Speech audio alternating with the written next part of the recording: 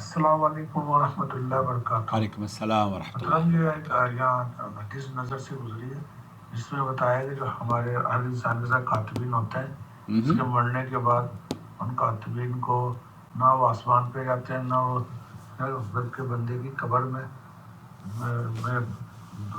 استغفار کرتے ہیں۔ تو کیا یہ حدیث صحیح ہے؟ اوکے، انہوں نے ایک حدیث بھی شیئر کری ہے جس میں لکھا گیا ہے کہ ہمارے مرنے کے بعد کندھوں والے دو فرشتے کرامن کاتبین کہاں جاتے ہیں۔ حضرت انس رضی اللہ تعالیٰ عنہ بیان کرتے ہیں کہ رسول اللہ صلی اللہ علیہ وسلم نے فرمایا، اللہ اپنے بندے مومن کے ساتھ دو فرشتے مقرر کر دیتا ہے جو اس کے عمل کو لکھتے رہتے ہیں۔ جب وہ بندہ فوت ہو جاتا ہے تو فرشتے اس کے عمل جو لکھا کرتے تھے وہ اللہ تعالیٰ سے عرض کرتے ہیں کہ اب تو ہمیں اجازت دے تو ہم آسمان پر چڑھ جائیں۔ اللہ تعالیٰ فرماتا ہے، میرا آسمان فرشتوں سے بھرا ہوا ہے جو میری تسبیح بیان کر رہے ہیں۔ وہ عرض کریں گے کیا ہم زمین پر قیام کریں؟ تو اللہ تعالیٰ فرمائے گا، میری زمین میری مخلوق سے بھری ہوئی ہے جو میری تسبیح کر رہی ہے۔ وہ کہیں گے پھر ہم کہاں جائیں؟ تو اللہ تعالیٰ فرمائے گا، تم میرے اس بندے کی قبر پر قیام کرو اور سبحان اللہ، الحمدللہ، اللہ اکبر، لا الہ الا اللہ پڑھو اور قیامت تک اس کو میرے اس بندے کے لیے لکھتے رہو۔ اچھی باتیں شیئر کرنا کہتے ہیں صدقہ ہے، اور یہ جیسے کہ یہ خود اچھی بات شیئر کر رہے ہوں۔ دوستو، بھائیو اور بہنوں، تمام تعریف اللہ رب العالمین کے لیے ہے جو ہم سب کا پالنے والا ہے، جو غیب کا علم رکھتا ہے۔ ایک ایسا سوال ہے یہ کہ جو بظاہر بہت دلچسپ ہے، مگر حقیقت میں دین کے اصولوں سے جو بات بیان کی جا رہی ہے وہ نہایت ہی ہٹ کر ہے، اور وہ یہ کہ انسان کے مرنے کے بعد کرامن کاتبین کہاں جاتے ہیں، اور پھر ان کے لیے ایک ایسی حدیث گھڑی گئی ہے، ایک ایسی حدیث کو آپ کی خدمت میں پیش کیا گیا ہے بغیر ریفرنس کے کہ یہ کہاں سے لی گئی ہے۔ حضرت انس کا نام لے لیا، نبی کریم صلی اللہ علیہ وسلم کا نام لے لیا۔ دیکھیے، بہت بڑی گمراہی سوشل میڈیا کی جو عام طور پر لوگ اسے بہت آسانی سے ہضم کر لیتے ہیں، وہ یہ ہے کہ نبی کریم صلی اللہ علیہ وسلم کی حدیث نہیں ہوتی، ہم اسے حدیث رسول باور کرا کے لوگوں کو ایسے میسیجز شیئر کرتے ہیں۔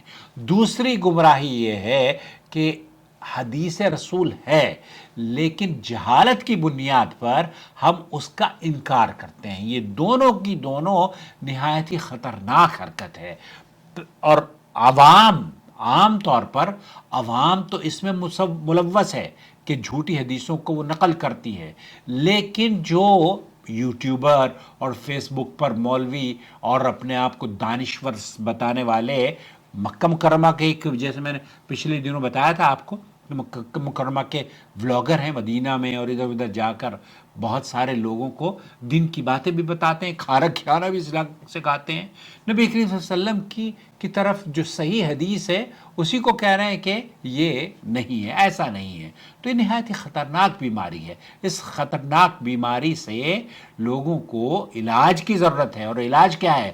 نو ٹی وی چینل آپ کے مسائل کا حل سعودی عرب کے کبار علماء اور مشائخ کے فتاوی جات آسان زبان میں پیش کرتا ہے۔ اللہ تعالیٰ قرآن کریم میں فرماتا ہے، وَإِنَّ عَلَيْكُمْ لَحَافِظِينَ كِرَامًا كَاتِبِينَ يَعْلَمُونَ مَا تَفْعَلُونَ، یقیناً تم پر نگہبان مقرر ہیں، معزز لکھنے والے جو تمہارے اعمال کو لکھتے ہیں۔ یہ بات تو قطعی طور پر ثابت ہے، لیکن نبی کریم صلی اللہ علیہ وسلم نے فرمایا کہ جب انسان مر جاتا ہے، اذا مات الانسان انقطع عملہ الا من ثلاث، یہاں جب انسان مر جاتا ہے تو اس کے اعمال منقطع ہو جاتے ہیں سوائے تین چیزوں کے۔ اب اللہ کے رسول صلی اللہ علیہ وسلم فرما رہے ہیں کہ اس کے اعمال منقطع ہو گئے، اور اس کی نیکیوں میں اضافہ کرنے کے جو ذرائع تھے وہ سارے کے سارے بند ہو گئے، الا یہ کہ کوئی صدقہ جاریہ کرے یا اس نے علم پہنچایا ہو۔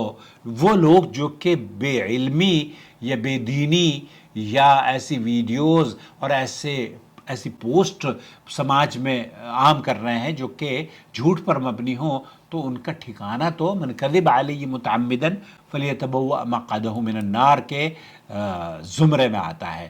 تو اس لیے فرشتوں کے حالات اور معاملات غیبی امور سے تعلق رکھتے ہیں، جن کے متعلق ہمیں کتاب و سنت کے بغیر کہیں سے بھی معلومات نہیں مل سکتی، اور ایسی کوئی نص کتاب و سنت میں موجود نہیں ہے کہ جن سے فرشتوں کی انسانوں کی برائیاں اور نیکیاں لکھنے کی ڈیوٹی کے بعد وہ انسان کے فوت ہو جانے کے بعد خود بھی مر جاتے ہوں، اور نہ ہی ایسی کوئی بات ہے کہ وہ زندہ رہتے ہیں، اور نہ ہی ان کے انجام کے متعلق کچھ نبی کریم صلی اللہ علیہ وسلم نے بیان کیا ہے۔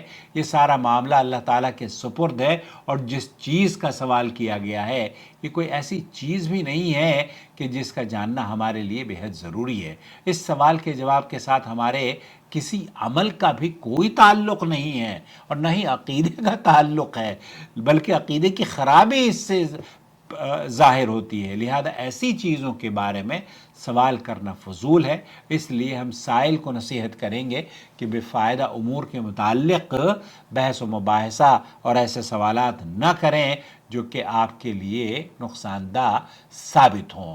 جب اس طرح کا سوال پوچھا گیا سعودی عرب کی فتویٰ کمیٹی سے، تو انہوں نے یہی جواب دیا کہ یہ لا تعلق اس طرح کی گفتگو سے اپنے آپ کو بچا کر چلنا چاہیے، اور دائمی کے بارے میں کمیٹی نے یہ جواب دیا، اس لیے ہم سائل کو ایسی کریں گے کہ بے فائدہ امور کے متعلق بحث و تمحیص میں مت پڑیں، بلکہ اپنی توانائی ایسے سوالات میں صرف کریں جس سے مسلمانوں کو دینی اور دنیاوی طور پر فائدہ ہو۔ دینی اور دنیاوی طور پر فائدہ ہونے کا مطلب یہ ہے کہ آپ قرآن اور حدیث کو عام کریں، قرآن اور حدیث کو سیکھیں۔ اب یہ فرشتوں کے بارے میں کہ جناب، اور وہ جھوٹی حدیث گھڑ کر پیش کر دینا، یہ حدیث تو ہے لیکن اس کو یہ جو جیسے مکہ کی یوٹیوبر نے بتایا کہ جناب وہ تو حجر اسود تو کالا ہی تھا، اس کا تو نام ہی حجر اسود ہے، اور اللہ کے رسول صلی اللہ علیہ وسلم فرما رہے ہیں کہ اشد بیاضا من اللبن، یہ تو دودھ کی طرح صاف ستھرا اور سفید تھا۔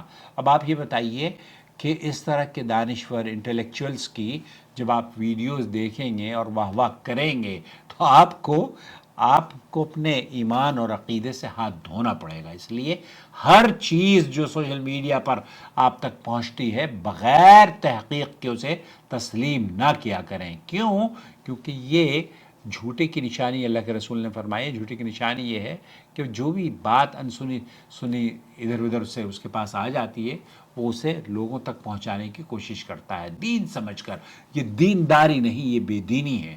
یہ دینداری نہیں، یہ اللہ کے رسول صلی اللہ علیہ وسلم پر جھوٹا بہتان لگانے کے مترادف عمل ہے، اور اللہ کے رسول نے فرمایا کہ جو اس طرح کا عمل کرتا ہے وہ اپنا ٹھکانہ جہنم میں بنا لے۔ اللہ آپ کی حفاظت فرمائے۔ چینل سے جڑے رہیں، چینل کو دیکھتے رہیں تاکہ لوگ آپ کو گمراہ نہ کر سکیں۔ آپ کا بھائی محمد عاقل، جدہ سے، مملکت سعودی عرب۔